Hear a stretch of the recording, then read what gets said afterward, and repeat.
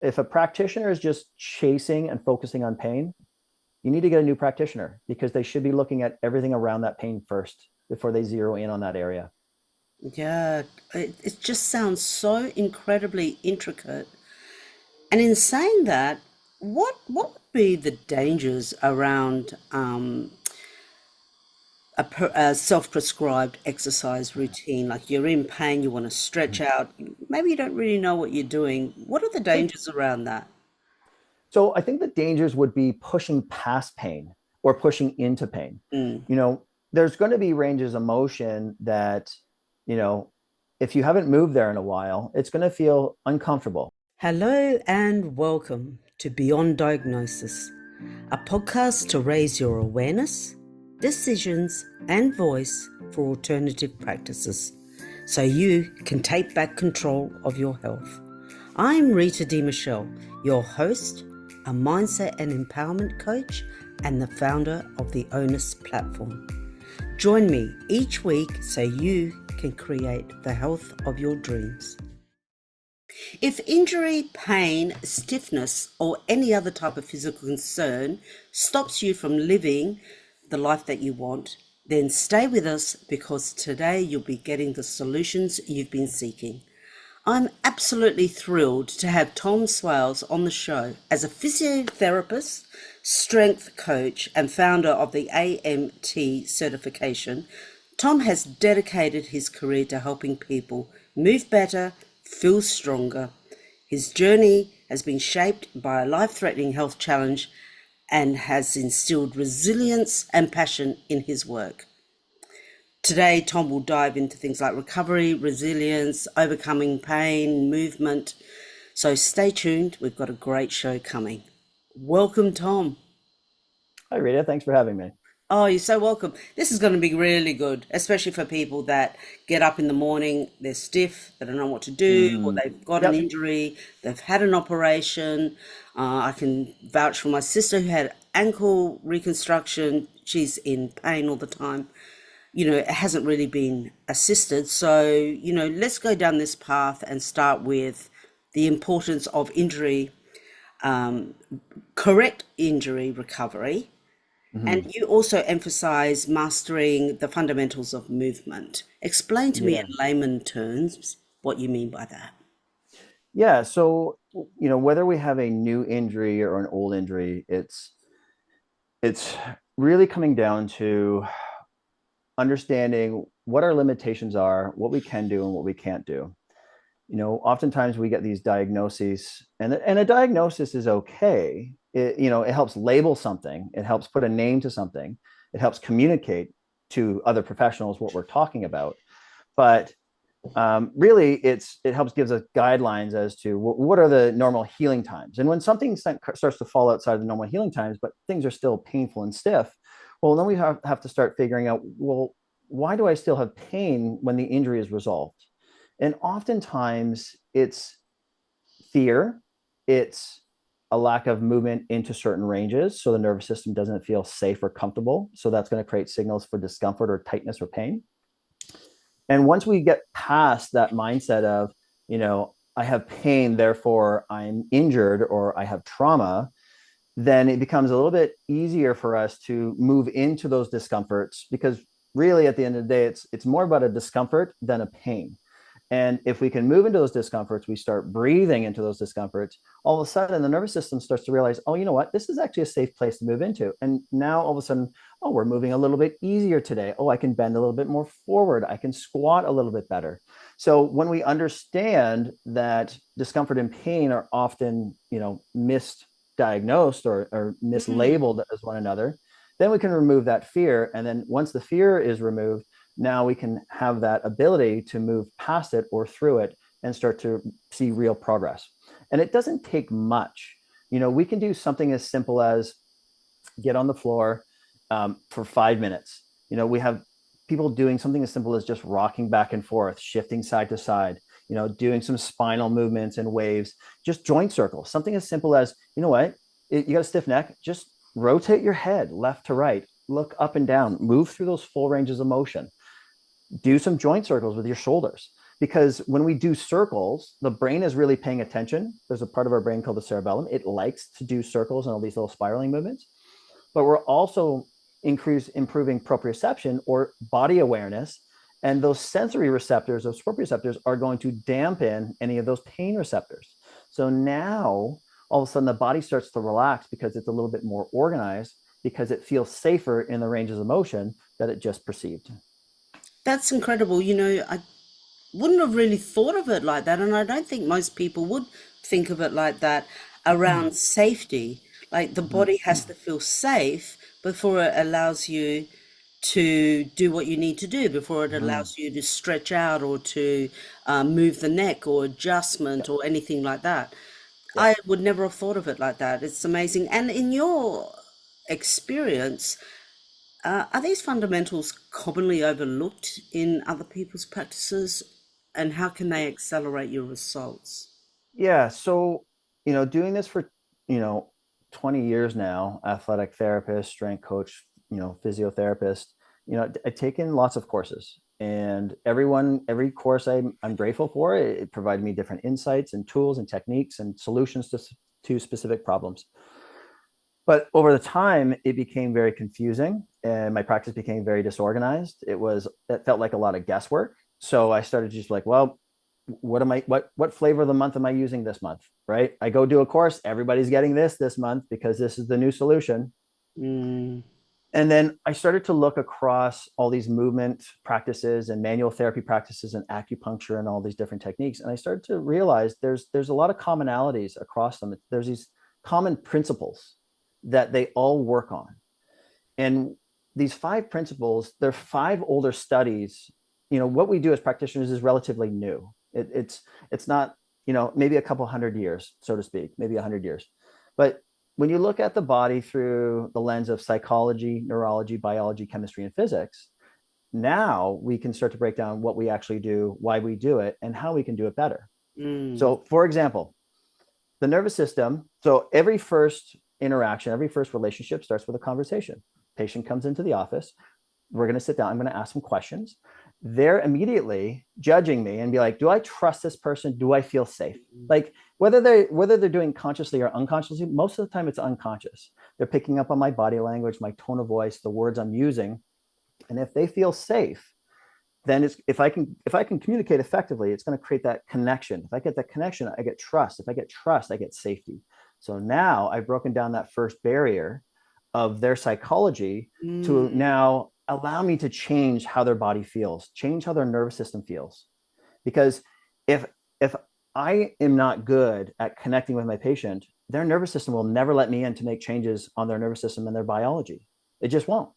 Like you can be technically super the best clinician in the world, but if they don't like you or you creep them out, they're not coming back. And they're never. Doesn't matter what amazing techniques you do, it won't change. It won't. So this is where the art of communication is critical, because that psychology component is the first component to getting people better, right? They come in with these belief systems. Oh, I have degenerative this. Oh, I can't do that. No, no, you can. And now we're going to use neurology and movement to show you what you can and cannot do, right? So now we go into the nervous system, because what's the nervous system's primary job? It's survival of the individual, survival of the species. Like mm, if you distill it down, it's primarily survival. Okay. So how does the nervous system help us survive? Well, it's through the different systems. We have the sympathetic and parasympathetic system.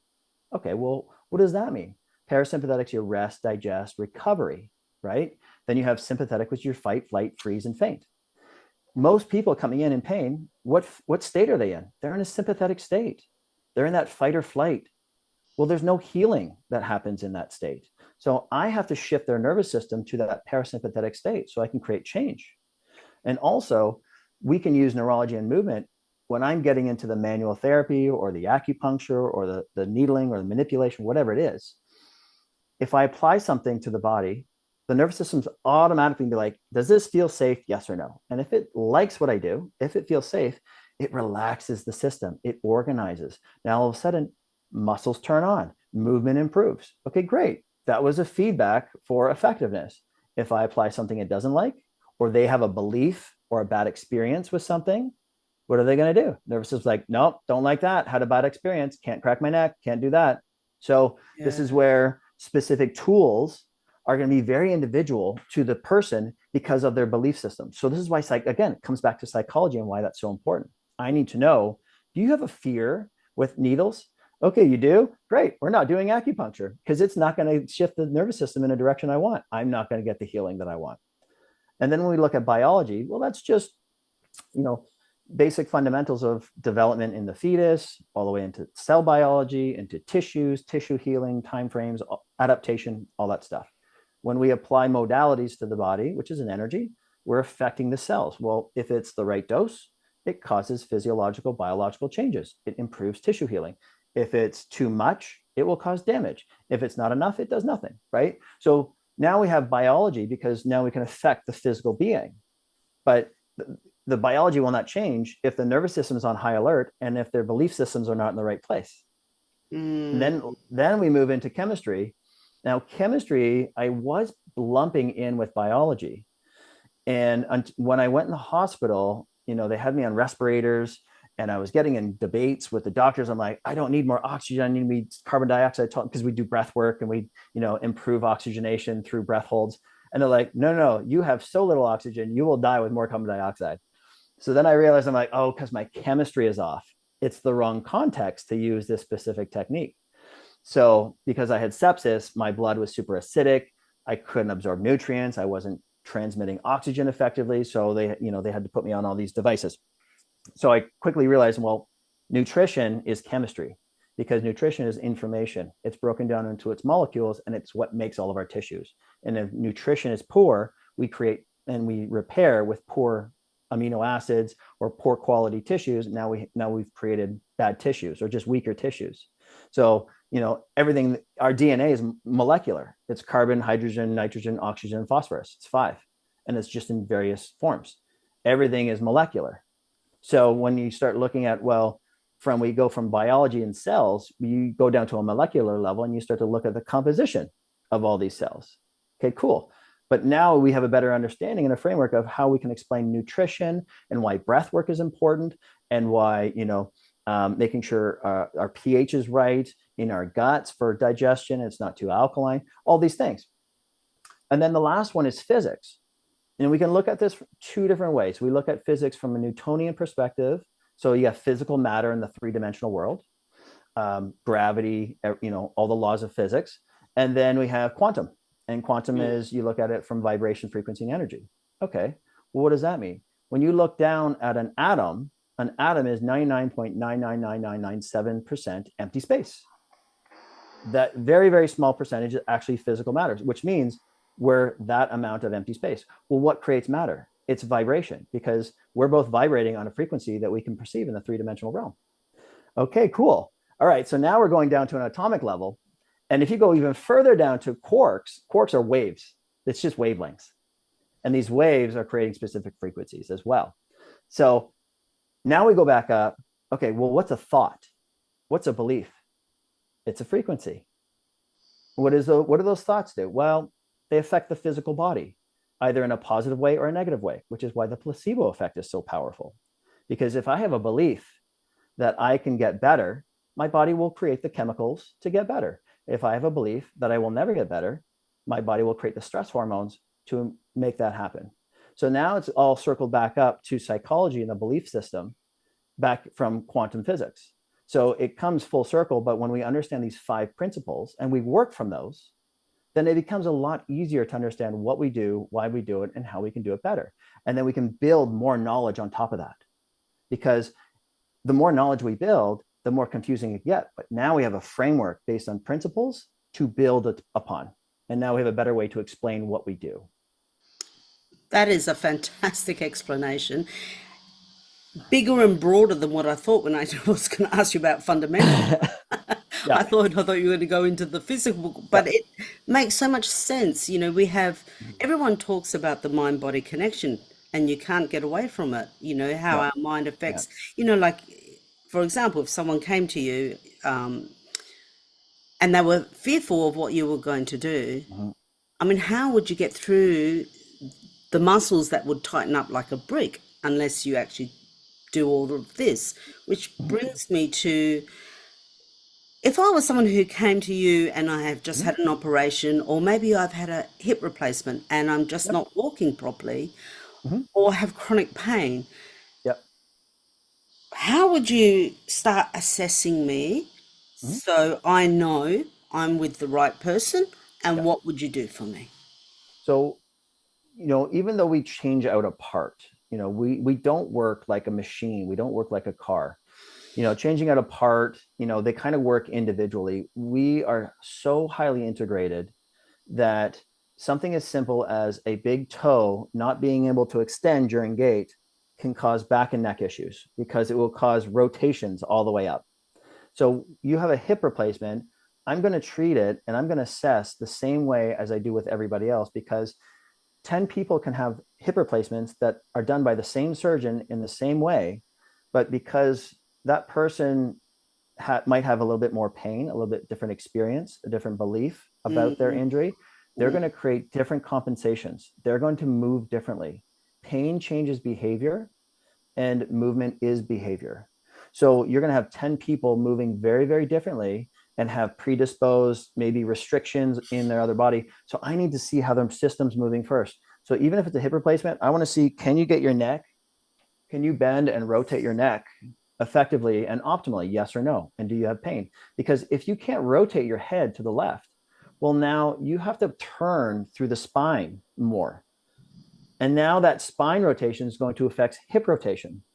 So that could be a potential reason why a hip is kind of feeling tight all the time because, well, you're rotating through the lower back and the lower back's not designed to rotate.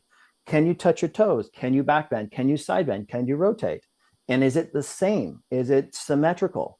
The nervous system really doesn't like asymmetries because if you move differently on one side of the body or the other, and you say you move really well to the left, but you don't move to the right, every time you walk, guess what you're doing? You're rotating more to the left. Well, physics tells us energy moves to the area of least resistance. So if it's really easy to move left, you're just going to keep loading into that left side. Now all of a sudden you get a left low back issue because you have mm, a right hip issue. So, we have to look at how is the system integrating, what parts are moving or which parts are not moving. And then we start to weed through and find out where those main linchpins are of movement restriction or weakness or control issues so that we can kind of unload that new hip and distribute forces across the body because we know, okay, well, the hip joint moves like it's a mechanical device now. The surgeons put it in, but now the nervous system has to reorganize around it because now we have scar tissue that we have to work through. We have numbness that we have to work through. Now the brain has this new component that it has to map in and mm, feel differently now because I've had clients where they're like, I can feel the components. Well, yeah. Have you ever put a watch on for the first time after a year? You notice the watch is there for about the first couple of weeks. And then you accommodate because your nervous system learns to ignore it. But because they have this new sensations feel threatening. And the nervous mm, system doesn't like that. So it all of a sudden sets off the alarms and it can start to create pain. Now, it doesn't mean that it's pain in a bad way where it's, causing damage, but it is pain to say, hey, something doesn't feel right. This doesn't feel safe. So I'm going to make you pay attention to this. And now our job is to find out, well, why is that pain on? Right? Because I mean, pain is a signal.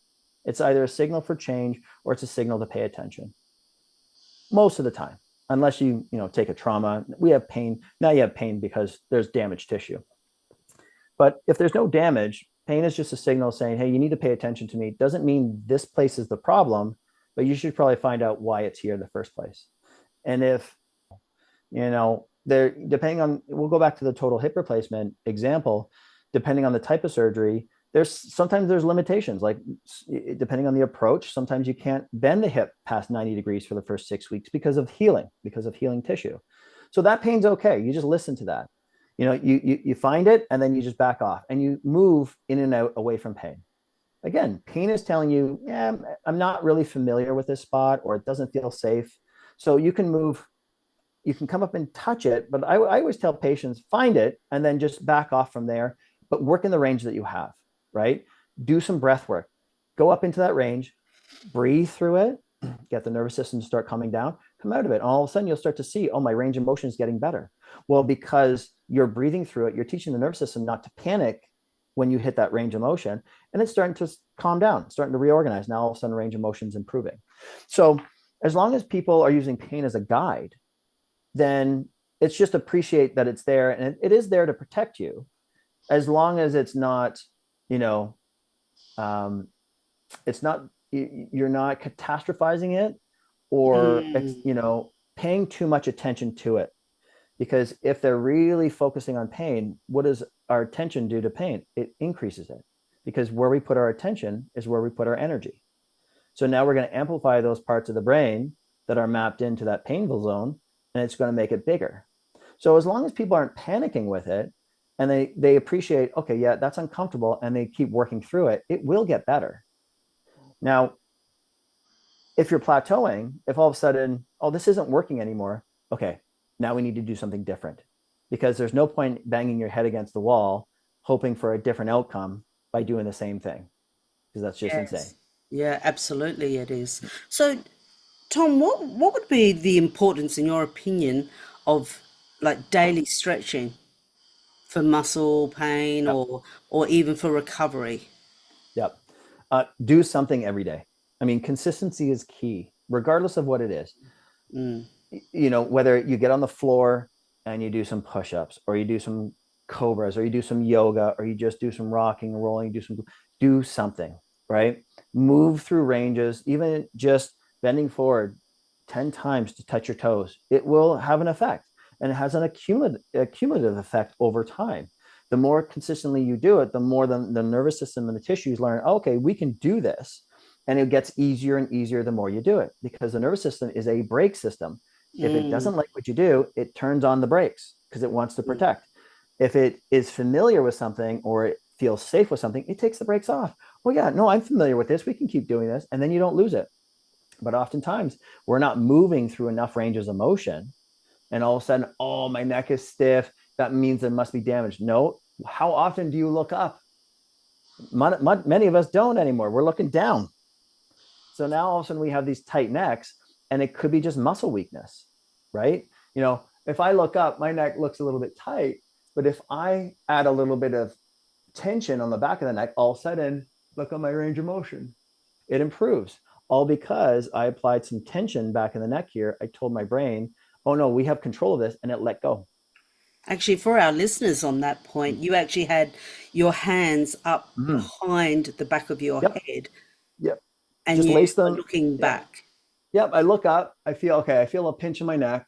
Put my hands on the back of my head with my fingers laced, and I'm pushing my head into my hands for a 5-second count. So we're doing an isometric contraction, and then I release the hands, and I find more range of motion. Now, when I get that new range, I could do it again. 5 seconds, we get more range of motion. So now it loosened up all the muscles on the front, because we simply strengthen the muscles on the back. And oftentimes, people aren't tight because of a lack of flexibility. People are tight, or they have poor mobility, because of a lack of strength. So doing something simple like isometrics, pushing into a wall, push your shoulders into a band, sit up against, do a wall squat, get your quads moving, or get your brain to feel those quads. All of a sudden, oh, my back doesn't hurt anymore. I can feel my glutes. I can touch my Yeah. toes, simply because we added an input to the system that it liked, AKA strength, and it found certain muscles, and it reorganized in a specific way. So now all of a sudden, movement is now our feedback saying, oh, we did something right, because I'm moving and I feel better and my pain's gone. Yes. And I believe you're a big believer in developing that resilience in the body.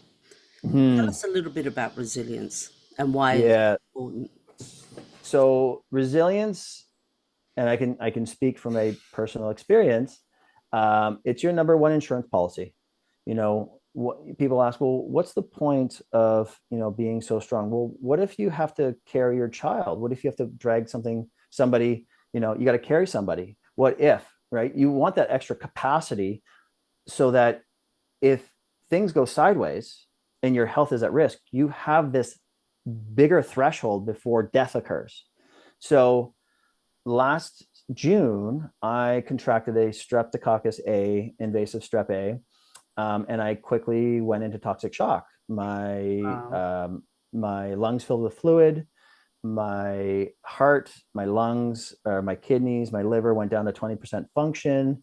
I was on respirators. They had to put me on dialysis. I had rhabdomyolysis.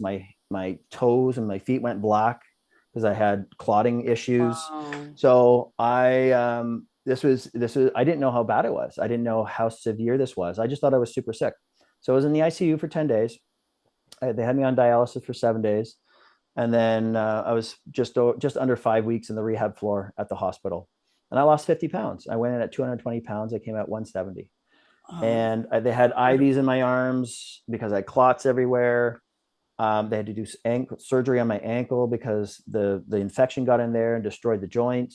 So yeah, it was a big mess. And when I got into the rehab floor and I was feeling more myself, so to speak, at least coherent. I asked one of the docs, I'm like, kind of joking around, I'm like, Doc, what were my odds? He's like, oh, less than 20%. I was like, oh, wow. I was sick. He's like, wow. you were super sick. He's like, and he shared with me, he's like, there were 4 other people that came in with what you had with less stuff going on. They didn't make it. I was like, oh, wow. And they said, the only reason you're still here is because of how fit you came in. How Because fit I had, was it? How yes, how fit, how strong. My heart was strong. My lungs were strong. They thought I was going to be on dialysis for the rest of my life. My kidneys came back within a week. gee, So all the resilience, all the training, the exercise, and the nutrition, everything I've been doing for I'm 45 years old, for my entire life, it paid off because a lot of my friends came up to me and they're like, if this happened to me, I don't think I would have made it. I'm like, I don't know if you would have either. Right. Like, but they were so surprised that this happened to me. I'm like, yeah, but I survived. And it's because, and it really kicked a lot of them in the ass to make sure, like, hey, you know what? You guys are my age.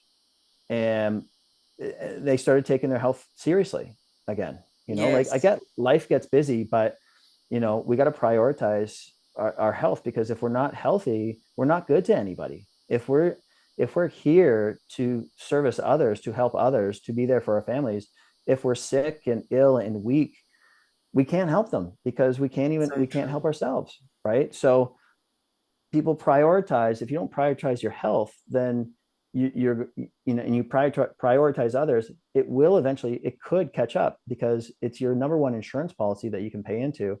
So and resiliency, it starts from, if you've never walked, go for a walk.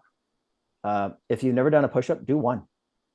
Mm, um, do body weight stuff, do squats, just do a little bit more every day. That's it. Like 1%, not even 1%, 0.1%, just a yes, little bit more to add that stress to the system, so it has to adapt and it gets stronger and stronger and stronger. Because if we don't do that every day, the body is you can either call it lazy or efficient. It will not waste energy on tissues it doesn't have to maintain.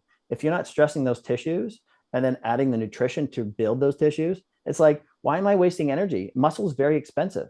I'm just going to use this for fuel, right? that's a But great then way all of a to put sudden, yeah, like, and then now you don't have the strength. I had to relearn how to walk. I was on a walker. I was in a wheelchair at the hospital. They had to teach me it. how to walk. Nothing worked. I couldn't do anything for myself. And going from completely obviously independent, but everyone depending on me to help them, to I Mm, I couldn't go to the bathroom by myself. I yeah, couldn't. My wife had to shower me. Like, nothing. It was my nightmare. But it really made me appreciate, one, everything and everybody I have, but also, okay, all that work that I put in kept me here so I can be here with my family. And now I built back absolutely. up. So my weight came back on pretty quick. I did all the right things. I used my system to really rebuild myself from the ground up. There's videos on me on YouTube where I'm kind of crawling on the ground and you see I'm all skinny. And I'm like, okay, I'm just going to do some breath work with a lacrosse ball in my belly just to release all the tissue on the front. Right. We're going to do some glute bridges. We're going to do some rolling. Okay. We're up to crawling now. I can hang off a bar a little bit. So, I went into a little bit of that, as much as I didn't want to do it to show people, but it was really a test of, what, it's time to put your money where your mouth is. You've been doing this for 40 plus years, but now you really have to rebuild from the ground up, from zero. Well, if that isn't resilience, I don't know what is. That's an incredible story, from life-threatening to you look amazing now. Oh, It's thank you. it's incredible.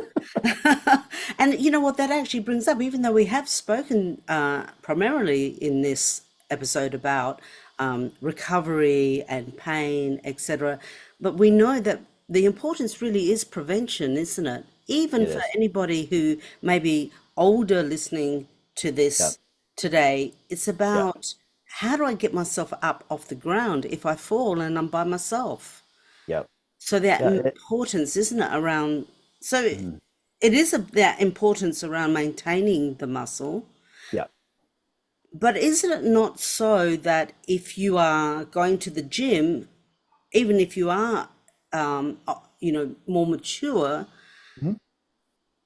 but you have something out in your body, like your muscles might be out or your spine might be out, and you start doing all these exercises Mhm. for prevention, can that Sure. create a problem?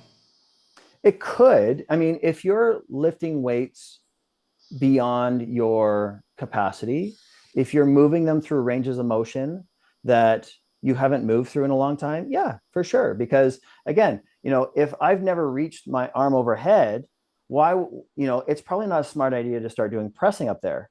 I probably need to do some range of motion stuff first before I start putting a weight on that. if Yes. I've never if I've never squatted before, I'm not going to put a barbell on my back and go in the squat rack. Just do Mm, some body weight stuff. Start there. Hold on to a little kettlebell in the front here as a balancer, right? Like there's lots of ways, there's lots of entry points. And again, if you're using pain as a guide, be like, okay, I get to the squat. All right, my knees are a little bit sore here. I'm going to stop and come back up and then just kind of buff that out. Those tissues they need to slide, and oftentimes it takes some repetitions and takes some heat and some blood flow to start to get them to loosen off. They will cool down and they might feel stiff later. But again, if you show up again the next day and you do it, and the next day, it gets easier and easier. So it's removing a lot of that resistance in your body by adding resistance onto it. Because, if I can deadlift 400 pounds, well, picking up my kid is no problem. I'm not going to hurt my back, right? yes, Whereas for a yes. lot of people, that is a problem because I have that capacity to lift at such a high weight. Lifting the light things, it's easy. So the Mm, harder things that I do in my life, the easier my life gets.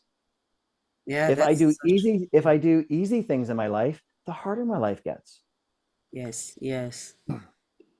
Tom, one of the things that I hear a lot of here in Australia and with friends, etc., is, oh, don't start with the chiropractor, don't start with the physio, because once you start, it never stops. You have to keep going Yeah. back, they keep making you go back. Yep. And that is such a resistance to some people going. So, why do some people struggle to have these lasting results? It's often because the practitioners aren't looking, they're looking at the pain, they're chasing the pain, and they think that the pain is the problem, and they're just kind of putting band-aids on it. It will feel good. You got a shoulder issue, we do some ultrasound, do some acupuncture, some soft tissue release, yeah, it feels great. But if you're not looking at everything around the shoulder, well, what's the rib cage doing, what's the core doing, what's your single leg balance like, what's your neck doing? Well, the shoulder pain might come back, and oftentimes it does. So when we look at the body as a system, and we look at some of these injuries or repetitive injuries, we're like, well, this is a repetitive stress injury. Is it? But the shoulder moves fine, but everything around it isn't. Well, that tissue got traumatized because it had an accumulation of forces that got into the tissues because it wasn't distributed or transmitted across the body effectively. So now all of a sudden we have this shoulder that's the most mobile joint in our body that moves really well. You start to move more at it because you don't move through your rib cage, because you don't rotate through your neck. So your body's figured out, well, this joint moves pretty good. I'm just going to use it a little bit more. So our body's really good at compromising quality for quantity. So if something not moving, it's going to find the next joint over and move more in that. So that's why it will never get better. And if we're just doing rotator cuff exercises, but not going after all those, those major players around, it's just going to get hurt again from, whatever the mechanism that they came in for initially. So when it comes to practitioners, they should be looking at the whole body first, figuring out what parts aren't moving, Zero. Okay, yeah. Go touch the thing that's hurt because you got to touch it, right, to make it feel better. You got to do some stuff on that if there's inflammation. But they should be looking at the system first.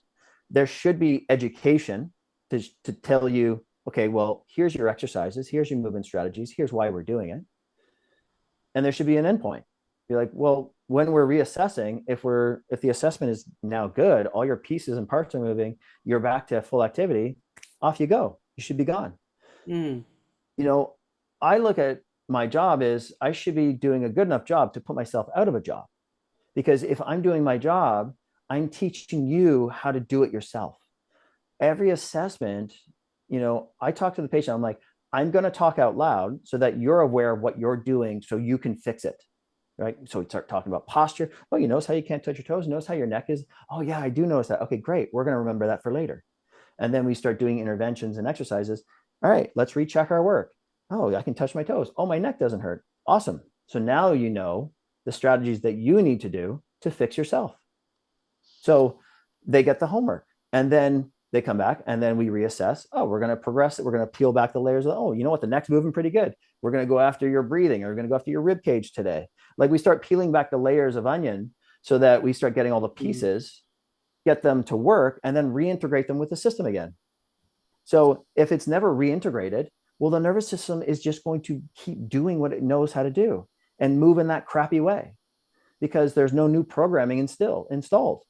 So again, this is where manual therapy always needs to be complemented by exercise, because if you just do the manual, yeah, it feels good for about a day or two, but then it comes back. Well, why? Because there was no new movement strategies in place to make up for the compensations. So what did the brain do? Well, it went back to its old compensations, created the pain again, It's gone back and to what nothing it gets better. knows. It It goes goes back to back what to it what knows. it knows. And that's Exactly, because it's familiar yeah, and it's absolutely. easy. And that's actually touches on what you said before, is that consistency is key. So if they've given you the exercises or the routines to do Yep. and you don't follow that up at home, well, you're going to be going back and back to the practitioner Right. all the time. All the time. So, And that 30 minutes, that 30-minute appointment is not going to make up for the over 1,000, minutes in a week. yes, So I tell people, I'm like, you're only here to see me for 30 minutes. The other 1,000 minutes is more important that you do with your day, being aware of your posture, your positions, doing your exercises. This is what's going to get you better. Like I do these quick little resets to make you feel better, but the movement, the exercise is what gets you better. And it's mm, often not emphasized enough. It is the main thing that gets people off the table and out the door. yes, that's great advice. One of the main aims of this podcast is to actually help educate people who and what else is available for them, within the alternative Mm. health space. So, when selecting a practitioner, whether it's a chiropractor, a physio, Mhm. osteopath, musculoskeletal, whatever, Sure. is it come down to more preference or is it more condition, individual base of what you're experiencing? I would say it's preference. I mean, that coming back to the psychology component, it helps to have that connection. But even if that connection is not there, if the practitioner is explaining things to you in a way that you're like, oh, this makes sense, I'm going to do this. But you can kind of like that's just another component. So the practitioner should be educating you, explaining everything to you, what's going on, why it happened, here's the plan of action, and then here's the eventual discharge at the end of the day. So we want to make sure that oh, I lost my train of thought. I'm glad it wasn't me for once. So we want to make sure that we either resonate with Yeah. the practitioner or that Yes. Oh yeah, practitioner the has the individual. ability for that particular condition. It needs to be both. It's helpful to have both. Again, this comes back to if you're not connecting with the practitioner, you're not that psychology component's not taken care of. So they can be the best practitioner in the world, but you're like, yeah, I mean, it makes sense what he's doing, but the underlying psychology or the nervous system might be like, yeah, I don't really trust what they say, or I don't feel something feels off. But then you also can't have the practitioner who's, yeah, like super empathetic and super nice. Oh, I really like them, but they're not effective, right? Like their techniques that they're using or the things that they're teaching just don't work. And I've Mm, seen both, right? But if you can mm. marry the two, then it doesn't matter what title you have, whether you're chiro, physio, osteo, you know, it doesn't matter at the end of the day, because as long as they're teaching you, getting to the root cause, giving you new programming in the form of exercise, and they're getting meaningful, lasting results, who cares? At the end of Yeah, the day, all that matters is results. that's really logical, solid advice there, Yeah. because you can be running from one to another, Yep. thinking, I mean, some people definitely have their preferences. Some people don't like to have their neck or back cracked. Sure. So they definitely have their preferences, but it Yep. that sort of narrows it down. It's not so much the modality, Yep. it's the person and how Yep. effective they are. Yeah. And can they troubleshoot? So if something's not working, are they going to reassess and try Mm, a different route, try a different technique, or are they going to keep forcing the round peg into the square hole and hope that it works and hope that it makes a change? Well, doing the same thing over and over and expecting a different outcome, that's insanity. Now, we have to ask, well, who's more crazy, the practitioner or the patient who keeps giving them the money expecting a change? I'm so going to say true. both. Yeah, it's so true, isn't it? Yeah. This has been such a fantastic episode, Tom, on not only guiding people to understand that they can help themselves. If you do have pain or injury, it isn't so much like I've been told I have to go to a physio or I Right. have to go to this. It's more about what you're saying. It's more about the person, their Mhm. education, the Yeah. flexibility of their thinking Yeah. and mindset.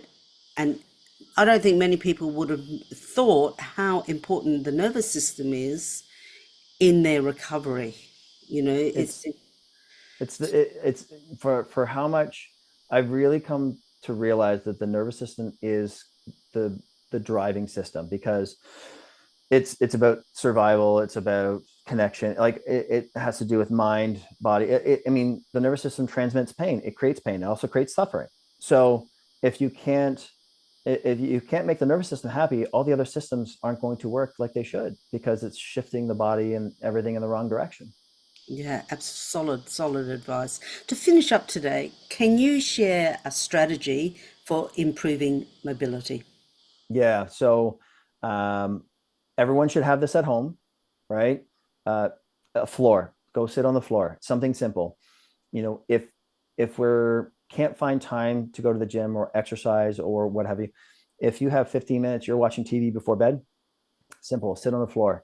Sit any way you want, because when you sit on the floor, it forces us to balance on our pelvis. So we have to find that good posture.